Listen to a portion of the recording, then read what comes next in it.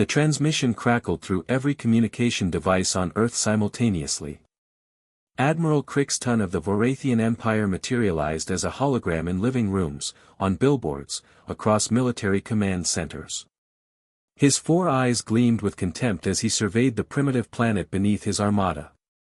"Humans of Earth," his voice boomed, translated instantly into every language. "Your resistance is meaningless. We have conquered 47 star systems. Your weapons are toys. Your defenses are paper. You have precisely 1 solar cycle to surrender unconditionally, or we will reduce your cities to ash." The hologram flickered off, leaving billions of humans staring at empty screens in stunned silence. In Geneva, the emergency session of world leaders devolved into chaos. Some advocated immediate surrender. Others demanded they fight to the last breath. General Marcus Webb sat quietly in the corner, studying satellite feeds of the alien fleet. 200 warships hung in orbit like mechanical vultures, their weapons arrays visible even from the ground. But Webb noticed something the panicking diplomats didn't. The ships maintained perfect formation, textbook positioning from every military manual humanity had ever written. They broadcast on predictable frequencies. They followed protocols so rigid they might as well have been carved in stone. "They're arrogant," Webb muttered to his aide, Lieutenant Yuki Tanaka. "They've won so many times, they've forgotten how to expect the unexpected." "What are you thinking, sir?" Webb smiled grimly. "That we're not going to play by their rules." 48 hours later, Admiral Crixton received Earth's response. Not through official channels, but via a small shuttle that launched from Australia, broadcasting simple surrender codes. The shuttle requested permission to deliver Earth's formal capitulation documents directly to the flagship. Crixton's mandibles clicked in satisfaction. Another conquest for his record. Another primitive species that knew when they were beaten. He ordered the shuttle brought aboard.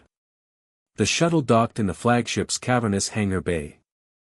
Crixton himself descended to accept the surrender, flanked by honor guards, recording drones capturing every angle for Imperial archives. This would be his legacy, the admiral who brought humanity to its knees without firing a shot. The shuttle's door hissed open. Crixton had 1 second to register that the interior was empty except for blinking lights and bundled cylinders before the electromagnetic pulse detonated. The EMP wave cascaded through the flagship systems, racing along every circuit, every connection.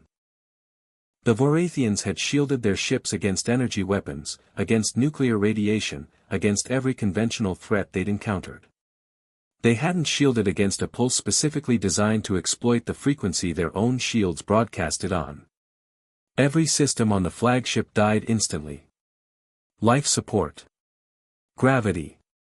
Weapons. And most critically, the quantum communications array that networked the entire fleet. In the darkness and chaos, Crixton's guards scrambled to protect him, but they were too late. The shuttle's actual payload deployed, 12 autonomous hunter drones, each one a masterpiece of Earth's most cutting-edge AI and stealth technology, rushed through the disabled corridors with surgical precision. They found the Admiral within minutes. 72 hours after Crixton's ultimatum, another transmission broadcast across the Vorathian fleet. This time, it showed General Webb standing in front of Earth's combined military command. Behind him, displayed in a preservation field, was Admiral Crixton's severed head, his 4 eyes frozen wide in final surprise. "This is Earth's response to your demand," Webb stated calmly. "You assumed we would surrender because you've never lost. You assumed we were primitive because our technology differs from yours.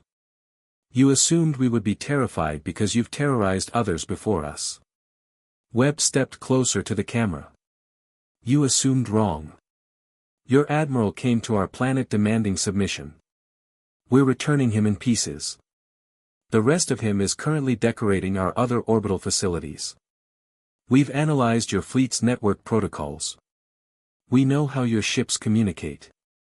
We've already uploaded a virus to your remaining vessels.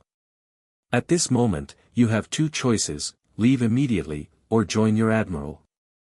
The transmission ended. For 5 agonizing minutes, the Vorathian fleet held position. Then, one by one, their engines flared to life. Within an hour, every alien ship had vanished into faster-than-light travel, retreating to whatever corner of the galaxy they'd come from. In Geneva, champagne corks popped.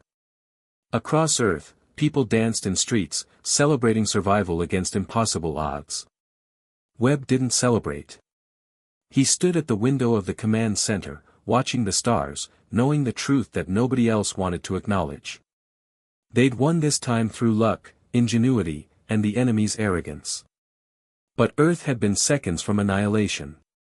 Next time, and there would be a next time, they needed to be ready. The age of human innocence among the stars had ended. The age of preparation had begun.